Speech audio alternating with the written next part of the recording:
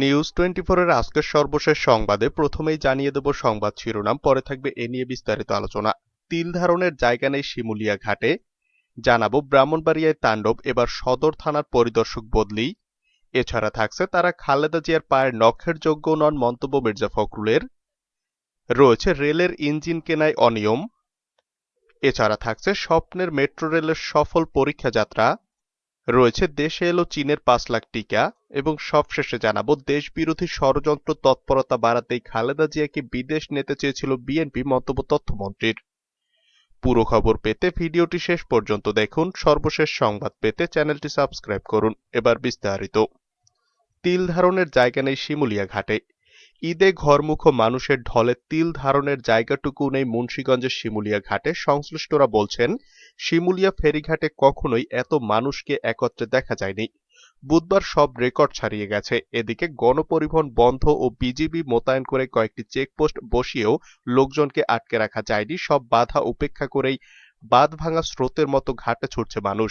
নৌপরিবহন মন্ত্রণালয় ঈদে ঘরমুখী যাত্রীদের দুর্ভোগের কথা বিবেচনা করে ফেরি চলাচলের অনুমতি দিয়েছে। অনুমতি মেলার পর শিমুলিয়া ঘাটে ঘরমুখ মানুষের চাপ বেড়েছে।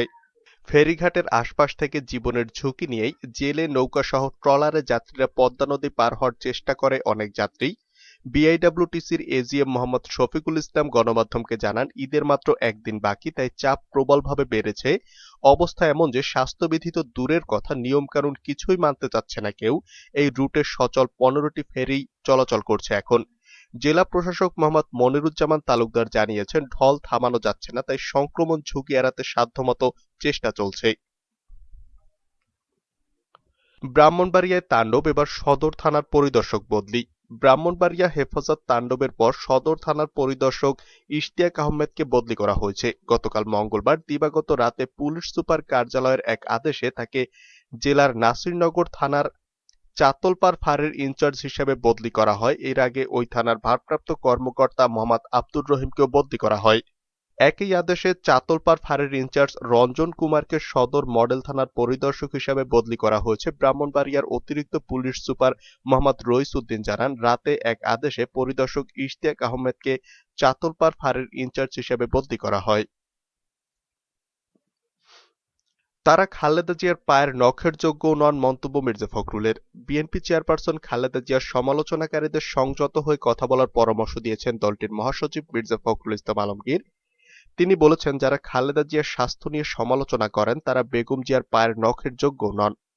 মঙ্গলবার দুপুর 12টায় রাজধানীর গুলশানে বিএনপি চেয়ারপারসনের রাজনৈতিক কার্যালয়ে আয়োজিত সংবাদ সম্মেলনে এসব কথা বলেন মির্জা ফখরুল।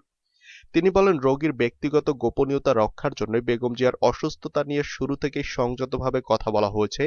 কিডনি ও হার্টের সমস্যা নিয়ে ডাক্তাররা উদ্বিগ্ন, তবে তার অবস্থা এখনো ক্রিটিক্যাল, অক্সিজেন স্যাচুরেশন নরমালে নেমে আসছে। বিচার ব্যবস্থায় দ্বৈত নীতির কারণে বিএনপি চেয়ারপারসন খালেদা জিয়া জামিন পাননি অভিযোগ করে বিএনপি মহাসচিব আরো বলেন, রাজনীতি থেকে দূরে রাখা এবং বিএনপিকে নিশ্চিহ্ন করার সরকারের লক্ষ্য। মির্জা ফখরুল বলেন, শেখ মুজিবুর রহমানও এমন ছিলেন না, তিনিও তার প্রধান রাজনৈতিক প্রতিপক্ষকে চিকিৎসার সুবিধা দিয়েছেন, ছেড়ে দিয়েছেন, এমনকি তাদেরকে ব্যক্তিগতভাবেও সাহায্য করেছেন। কিন্তু আপনাদের সেই যোগ্যতা নেই, থাকলে অনেক আগেই খালেদা জিয়াকে ছেড়ে দিতেন।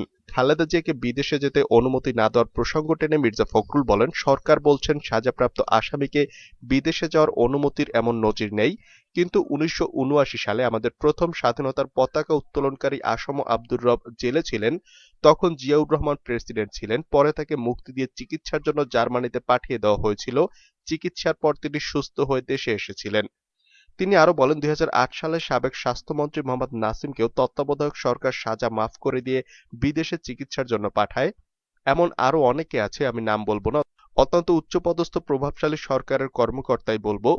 তার দুই সহোদর ভাই আইনের এই 401 ধারা অনুযায়ী মৃত্যুদণ্ডপ্রাপ্ত আসামি, তাদেরকে মাফ করে দিয়ে দেশের বাইরে পাঠানো হয়েছে। কেন খালেদা জিয়ার বিষয় খোঁড়া যুক্তি দিচ্ছেন? সোজা বলে দেন যে আমরা তাকে যাওয়ার অনুমতি দেব না। রেলের ইঞ্জিন কেনায় অনিয়ম। রেলের দুর্নীতি নিয়ে অভিযোগের শেষ নেই। লাগামহীন দুর্নীতি ছাড়াও নানা ধরনের অব্যবস্থাপনায় নিমজ্জিত রেল বিভাগের ঊর্ধ্বতন কর্তৃপক্ষের ঘুম ভেঙেছে বলে মনে হয় না, বরং নতুন করে আবারও অনিয়ম দুর্নীতির খবর পাওয়া যাচ্ছে। গতকাল যুগান্তরে প্রকাশিত এক প্রতিবেদনে উল্লেখ করা হয়, চুক্তিভঙ্গের কারণে দক্ষিণ কোরিয়ার হুন্দাই রোটেম কোম্পানির বিরুদ্ধে শাস্তিমূলক ব্যবস্থা নেওয়ার সুপারিশ করা হলেও তা বাস্তবায়ন করা হয়নি। এর পরিবর্তে 10টি ইঞ্জিনের অর্থ পরিশোধের জন্য তৎপর হয়ে উঠেছেন রেলের কিছু কর্মকর্তা। প্রশ্ন হলো, চুক্তিভঙ্গের অভিযোগ ওঠার পরও ইঞ্জিনগুলো কেন গ্রহণ করার আয়োজন চলছে? তদন্ত কমিটির সুপারিশ অনুযায়ী সংশ্লিষ্ট কোম্পানির বিরুদ্ধে শাস্তিমূলক ব্যবস্থা না নেওয়ার বিষয়টিও রহস্যজনক। এ অবস্থায় প্রকল্প পরিচালক পরিবর্তনের ফলে বিষয়টি নিয়ে আরও নানা ধরনের প্রশ্ন উঠবে, এটাই স্বাভাবিক। নতুন পিডি তাড়াহুড়ো করে অর্থ পরিশোধ করতে চাচ্ছেন, এতে রহস্যের ডালপালা আরও বেড়েছে। এসব রহস্য উদ্ঘাটন জরুরি হয়ে পড়েছে। জানা গেছে, ইঞ্জিনগুলোর 25% অর্থ অগ্রিম দেওয়া আছে। দেশে আসার পর 65% এবং গুণগত মান যাচাই শেষে বাকি 10% অর্থ পরিশোধের কথা ছিল। তবে নিম্নমানের ইঞ্জিন সরবরাহের কারণে চুক্তিমূল্যের 65% অর্থ আটকে দেন তৎকালীন পিডি। একই সঙ্গে এ অনিয়ম দুর্নীতিতে সংশ্লিষ্টদের বিরুদ্ধে লিখিত অভিযোগ করেন তিনি। চুক্তি অনুযায়ী ইঞ্জিন সরবরাহ না করে অন্য মডেলের ইঞ্জিন সরবরাহ করা হলেও সম্প্রতি সেসব গ্রহণের প্রস্তুতি নেওয়ার কারণ কি? সরবরাহ করা ইঞ্জিনগুলো আগে বেশ কয়েকবার ট্রায়াল করা হলেও চুক্তিতে থাকা সর্বোচ্চ গতি তোলা যায়নি। এরপরও এসব ইঞ্জিন গ্রহণ করা হলে রাষ্ট্রের যে ক্ষতি হবে, এর দায় কে নেবে? সরকার রেলের উন্নয়নে নতুন নতুন পরিকল্পনা করে যাচ্ছে। এ অবস্থায় রেলের দুর্নীতিবাজদের চিহ্নিত করে তাদের বিরুদ্ধে দ্রুত যথাযথ পদক্ষেপ নিতে হবে। দুর্নীতিবাজ ও তাদের পৃষ্ঠপোষকরা বহাল তবিয়তে থাকলে রেল নিয়ে সরকার যত পরিকল্পনাই করুক না কেন, তাতে দুর্নীতিবাজদের পকেট ভারী হওয়া ছাড়া কাজের কাজে কিছুই হবে না, তা বলাই বাহুল্য। দুর্নীতি বজায় রেখে জাতিকে যুগোপযোগী রেল উপহার দেওয়া কোনোভাবেই সম্ভব নয়। স্বপ্নের মেট্রো রেলের সফল পরীক্ষা যাত্রা। দেশের ইতিহাসে প্রথমবারের মতো ঘুরল মেট্রো রেলের চাকা। এর মধ্য দিয়ে বাংলাদেশ বৈদ্যুতিক ট্রেনের যুগে প্রবেশ করল। গতকাল মঙ্গলবার দুপুর 12টার দিকে রাজধানীর উত্তরার দিয়াবাড়ির ডিপোতে মেট্রো রেলের চলাচল দেখানো হয়। এ উপলক্ষে ডিপোতে অনুষ্ঠানের আয়োজন করা হয়। এতে প্রধান অতিথি হিসেবে ভার্চুয়ালি যুক্ত হন সড়ক পরিবহন ও সেতুমন্ত্রী ওবায়দুল কাদের। 6 বগির ট্রেনটি ওয়ার্কশপ থেকে প্রায় 500 মিটার পাড়ি দেয়। এই ট্রেন সম্পূর্ণ বিদ্যুৎ চালিত। জাপানের কাওয়াসাকি কোম্পানির ট্রেনগুলোর নির্মাতা, তাদেরই একজন চালক ট্রেনটি চালিয়ে দেখান। ট্রেনটি ওয়ার্কশপ থেকে বের হলে সেখানে উপস্থিত সবাই হাততালি দিয়ে স্বাগত জানান। ডিপোতে ট্রেনটি থামানো হলে সড়ক পরিবহন বিভাগের সচিব Nazrul Islam, Dhaka mass transit company লিমিটেডের ব্যবস্থাপনা পরিচালক এম.এ.এন. সিদ্দিক, বাংলাদেশে নিযুক্ত জাপানের রাষ্ট্রদূত ইতো নাওকি ও জাইকার প্রধান প্রতিনিধি ট্রেনটির ভেতরে ঘুরে দেখেন। অনুষ্ঠানে যুক্ত হয়ে মন্ত্রী বলেন, মেট্রো রেল এখন আর স্বপ্ন নয়, বাস্তবতা। এই মেট্রো রেলের মাধ্যমে বাংলাদেশ একই সঙ্গে বিদ্যুৎ চালিত ট্রেনের যুগে প্রবেশ করল। দেশে এলো চীনের 5 লাখ টিকা। চীনের উপহারের 5 লাখ ডোজ টিকা ঢাকায় পৌঁছেছে আজ বুধবার ভোর 5:30টার দিকে।